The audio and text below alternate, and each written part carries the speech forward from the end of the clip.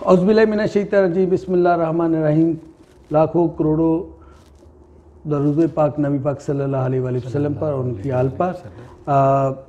मैं इस वक्त मौजूद हूँ कौंसलेट बार्सिलोना में, जहाँ पे हमारे नए तैनात होने वाले consul general Mirza Salman Babar bag साहब के साथ।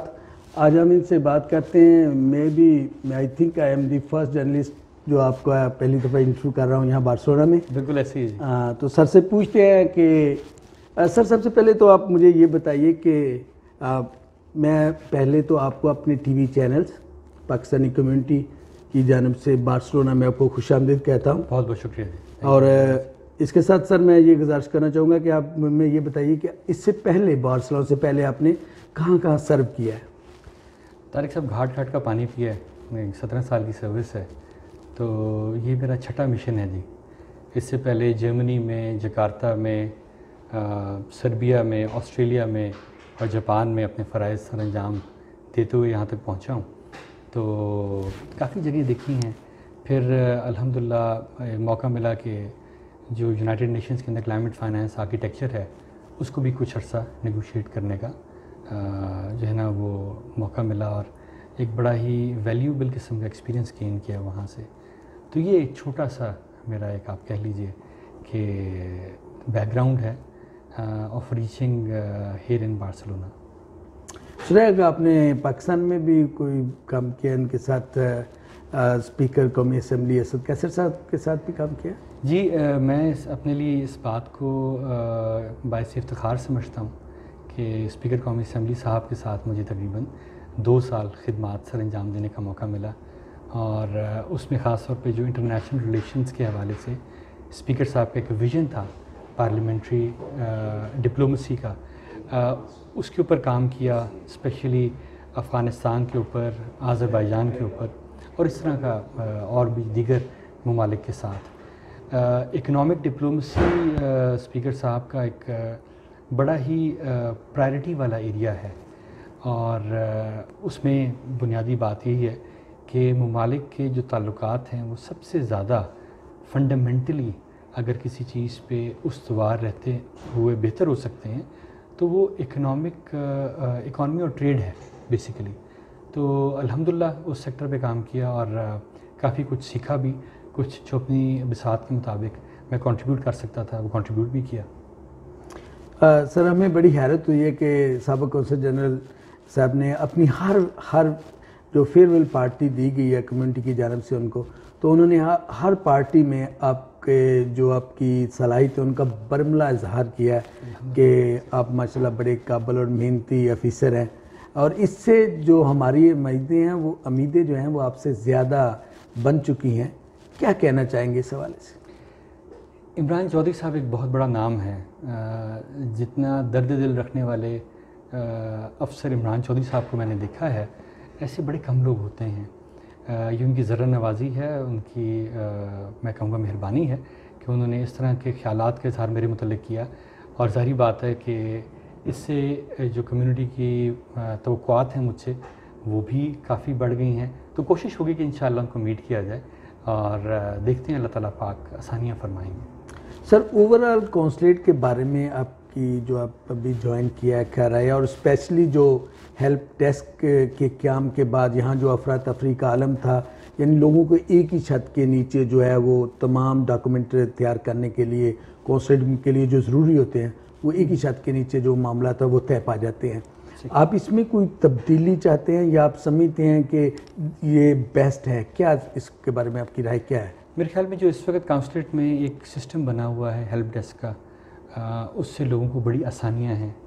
पहले हमारे जो तारकीन वतन थे वो मुख्तलिफ़ दफातर में जाते थे, किसी को 50 यूरो दे रहे हैं, किसी को 100 यूरो दे रहे हैं, बड़े बुनियादी कामों के लिए, जैसे पेपर फिलिंग होती है जी।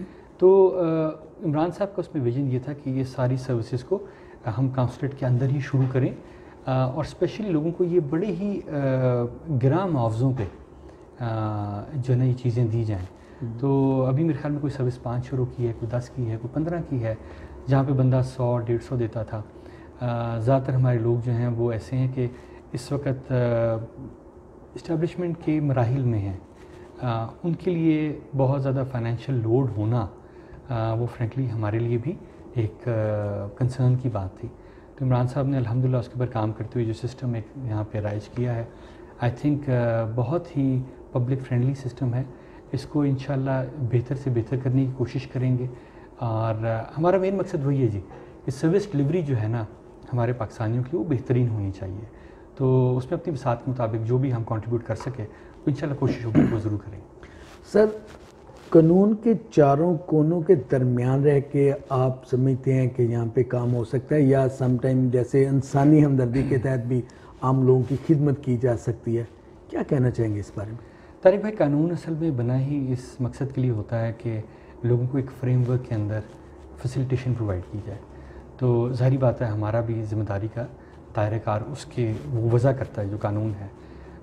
ہاں, لیکن جہاں پہ کوئی ایمرجنسی سچویشن ہے, کسی پاکستانی کو کوئی ایسی ہیلپ کی ضرورت ہے جس کے لیے شاید ہمیں تھوڑا بہت ڈائیورٹ ہونا پڑے, تو وہ اس میں گورنمنٹ ہمیں اجازت دیتی ہے. اور کیونکہ گورنمنٹ جو پی ٹی آئی کی گورنمنٹ ہے, کرنٹ گورنمنٹ, ان کا بھی بیسکلی یہ مقصد ہے کہ لوگوں کے لیے آسانیاں پیدا کی جائیں. اور انشاءاللہ تعالیٰ وہ چاہے قانون کے دائرے میں رہتے ہوئے ہو یا تھوڑا بہت رائٹ لیفٹ ہو کے ہم دے سکیں, ہم ضرور دیں گے جی انشاءاللہ. سر, پورے یورپ میں یہاں سے جو پاکستان میں میتیں بھجوائی گئی ہیں اس کا بڑا اچھے طریقے سے چرچا ہے پورے یورپ میں, اسپیشلی بارسلونا کا. لیکن آپ نے جیسے ابھی اب تو آپ کو پتہ ہوگا, آئیڈیا ہو گیا ہوگا کہ یہ تطوان میں ایک واقعہ ہوا ہے پاکستانی فیملی کا, اس سے کچھ تناؤ سا نظر آیا ہے کچھ. اب اس تناؤ کو کس طرح کم کریں گے یا کس طرح کرنا چاہیں گے؟ طارق صاحب, جن لوگوں کے پیارے گئے ہیں ان کی فیملی پہ جو گزر رہی ہے وہ شاید آپ کے اور میرے لیے سمجھنا یا اس کو مکمل طور پہ اس کا ادراک کرنا مشکل ہو. ہمارے لیے بھی انتہائی دکھ کی بات ہے کہ اس طرح سے 4 افراد ایک ہی فیملی کے جاں بحق ہوئے. اللہ تعالیٰ ان کے درجات کو بلند کریں, ان کی فیملی کو صبر جمیل عطا فرمائیں. کسی بھی پاکستانی گورنمنٹ کے لیے یہ بڑی پرائرٹی کی چیز ہوتی ہے کہ جو میتیں ہیں ان کو جس طرح کا وقار وہ ڈیزرو کرتی ہیں وہ وقار دیا جائے. اور یہاں بھی مجھے تو جو 3 دن ہوئے یہاں پہ کونسلیٹ کو جوائن کیے ہوئے, جو میں نے دیکھا ہے کونسلیٹ کی طرف سے پوری کوشش رہی ہے کہ اس حوالے سے فیسیلیٹیشن ہو. پہلے سسٹم بہت اچھا چلتا رہا ہے, کچھ جگہوں پہ ہماری مجبوری آ جاتی ہے لوکل لاس کی وجہ سے. اب یہ وہ ایسی چیز ہے کہ اس میں ہماری سے ختم ہو جاتی ہے جی. اسپینش گورنمنٹ کی سے ہے یا جو کیٹالونیا گورنمنٹ کے جو ہیلتھ ڈپارٹمنٹس ہیں ان کی سے ہے. ہم نے بڑی دفعہ ان سے رابطہ کیا, بڑی دفعہ کوشش کی کہ میتیں جلد از جلد جو ہے نا یہاں سے روانہ ہوں, وہ کلیئر کر دیں. انفارچونیٹلی وہ بات نہیں بنی, اس کے کافی وجوہات ہیں. ایک جو میرے وجہ سننے میں آئی وہ یہ کہ شاید جو فنگر پرنٹس کی تفاصیل آنی تھیں پاکستان سے وہ دیر سے آئیں. یہ میرے خیال میں مس انڈرسٹینڈنگ ہے. ایک تو یہ تھا کہ فنگر پرنٹس کی بنیاد پہ میتوں کا کلیئر ہونا تھا ہی نہیں, تو پہلی تو یہ بات ہو گئی جی. دوسری بات ہے فنگر پرنٹس آئے بھی ان ٹائم, تو یہ ایک مس انڈرسٹینڈنگ ہے. انشاءاللہ ہم کمیونٹی سے بات کریں گے, جن لوگوں کے اس حوالے سے خدشات ہیں ان کو دور کرنے کی کوشش کریں گے. ہمارے اپنے لوگ ہیں اور یہ کمیونٹی ہماری اپنی کمیونٹی ہے, ہم تو یہاں پہ ہیں جی کمیونٹی کے لیے. تو مجھے نہیں لگتا کہ یہ اگر ایسے کوئی خدشات ہیں یا لوگوں کو کسی بات پہ غم و غصہ ہے تو وہ جب وہ ہماری بات سنیں گے تو وہ برقرار رہے گا. تو انشاءاللہ تعالیٰ ہماری کوشش ہوگی کہ آؤٹ ریچ کریں, اس کو یہ جو معاملات ہیں ان کو سلجھائیں, اور تاکہ آگے بھی اللہ نہ کرے جب کبھی اس طرح کے واقعات ہوتے ہیں تو کمیونٹی کو پتہ ہو کہ یہ ہماری کونسلیٹ ہے, یہ ہمارے لیے کام کر رہی ہے. اور اسی طرح سے ہم سمجھتے ہیں کہ ہم یہاں پہ کمیونٹی کے لیے ہیں, تو یہ تعلق انشاءاللہ بہتر سے بہتر ہوگا انشاءاللہ. جیسا کہ ہمیں معلوم ہوا ہے کہ آپ کاتالان اور ہسپانوی جو گورنمنٹس ہیں ان کے ساتھ پاکستانی گورنمنٹ کے جو معاملات ہیں ان کے روابط جو ہیں اس کی زیادہ مضبوطی کے خواہشمند ہیں. اس سلسلہ میں آپ کیا جہاں کی جو پاکستانی لیڈرشپ ہے اس کی بھی آپ کو ہیلپ کی ضرورت ہوگی, یا آپ کی اس بارے میں کیا کہنا چاہتے ہیں؟ طارق صاحب, اس طرح سے ہے کہ کسی بھی کونسلیٹ کا جو دائرہ کار ہوتا ہے اس میں کمیونٹی ویلفیئر کے علاوہ اور بھی کافی چیزیں آتی ہیں, جس میں ٹریڈ اینڈ کامرس کی زیادہ سے زیادہ بہتری وہ بھی چیز آتی ہے. پلس اس کے علاوہ جو ٹورزم کا پوٹینشیل ہے پاکستان کا، اس کے اوپر کام کرنا اور ٹورزم کو فروغ دینا، وہ بھی ایک بہت بڑی ہماری پرائرٹی ہے. تو اس حوالے سے میں، جیسے آپ نے بالکل بجا فرمایا کہ جو ہسپانوی ہمارے آفیسز ہیں، ریلیونٹ آفیسز، یا جو کیتالان گورنمنٹ کے ریلیونٹ آفیسز ہیں، ان سے ہم ابھی کوشش ہے اور ایک سٹارٹ کیا ہم نے ایک پروسیس کہ ان سے ملاقاتیں وغیرہ کی جائیں، چیزوں پہ کام کیا جائے. یہاں پہ جو ہے نا وہ ٹریڈ اینڈ کامرس کے حوالے سے زیادہ تعلقات کو استوار کیا جائے between Pakistani businessmen and Spanish and Catalan businessmen. تو یہ ایک ہماری کوشش ہے. اس میں کمیونٹی کی ایز سچ اس کی ضرورت تو نہیں ہے، بٹ جہاں بھی ہمیں ضرورت ہوئی تو ہم بالکل کمیونٹی کی طرف جائیں گے اور ان سے بھی کہیں گے کہ ہمارے ساتھ مل کے اس چیز کے اندر اس کار خیر میں حصہ جو ہے نا وہ ڈالیں اور چیزوں کو آگے بہتر سے بہتر کریں.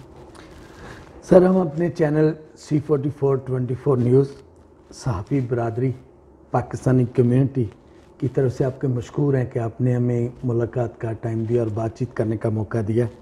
اور ہم آپ سے یہ ضرور کہنا چاہیں گے کہ جہاں بھی حکومتی ادارے کو ہماری ضرورت پڑی انشاءاللہ ہم آپ کے بازو بنیں گے. کیا کہنا چاہتے ہیں اس حوالے سے؟ یہ جو آپ نے ابھی سینٹیمنٹ کا اظہار کیا یہ میرے لیے بڑا ہی قابل قدر ہے، اور ہماری صحافتی جو برادری ہے وہ انتہائی اہم ہے، کیونکہ یہ برج کا کام کر سکتی ہے between Pakistanis and Spanish people, especially with Spanish media. تو میری آپ لوگوں سے بھی یہ درخواست ہوگی کہ اپنے اس رول کو آپ زیادہ سے زیادہ بہتر طریقے سے اجاگر کریں، نبھائیں، اور پاکستان کا جو امیج ہے اسپینش میڈیا کے اندر، کاتلان میڈیا کے اندر، اس کی بہتری کے لیے ہم جو کام بھی کر سکیں ہم ضرور کریں. تو thank you so very much کہ آپ نے یہ کہا. انشاءاللہ تعالی مجھے پوری امید ہے کہ کمیونٹی کی اور میڈیا کے ہمارے جو بھائی ہیں ان کی کوآپریشن کے ساتھ ہم پاکستان کے امیج کو اسپین میں بہتر سے بہتر کریں گے. اور انشاءاللہ 3 سال کے بعد جب میں یہاں سے جاتا ہوں یا جب کوئی اور افسر یہاں پہ آتے ہیں تو آج جو سچویشن ہے اس سے کہیں زیادہ بہتری آئی ہو، یہی میری کوشش ہوگی. Thank you very much sir.